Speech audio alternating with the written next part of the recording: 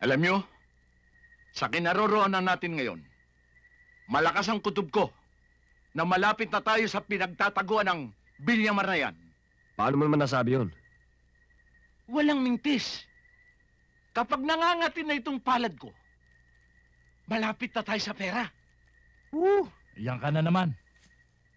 E paano tayong malalapit sa pera? Eh hindi natin alam kung ano itsura ng taong hinahabol natin.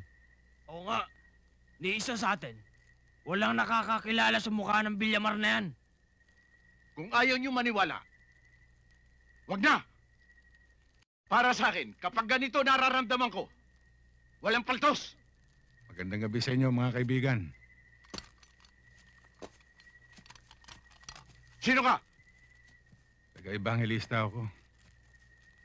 Taga-ibangilista ka mo? Ano kailangan mo dito? Napahiwalay ako sa aking mga kasama. Naligaw ako sa pangangaso. Dito na ako inabot ng dilim. Nakita ko itong siganyo. Akala ko kayo mga kasama ko. Hindi mo ba alam na delikado ang lugar na ito? Kung pwede sana eh.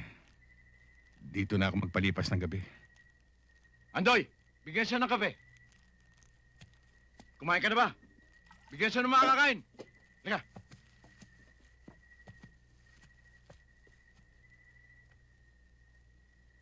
Alam mo ba, Dong? Duda ako sa taong yan eh. Mukhang hindi nagsasabi ng totoo eh.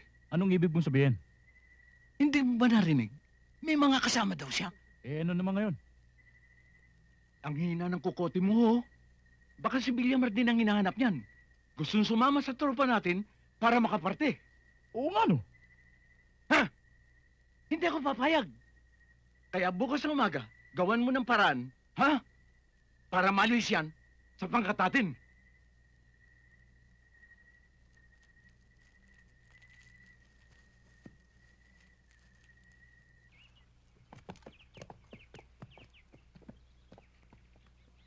Doon!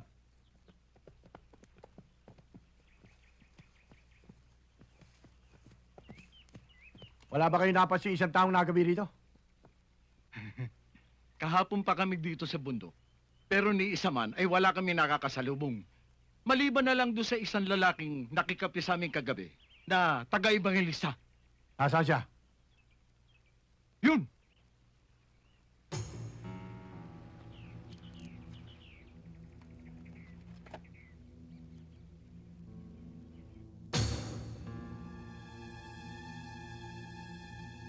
Kundi ba kayo eh?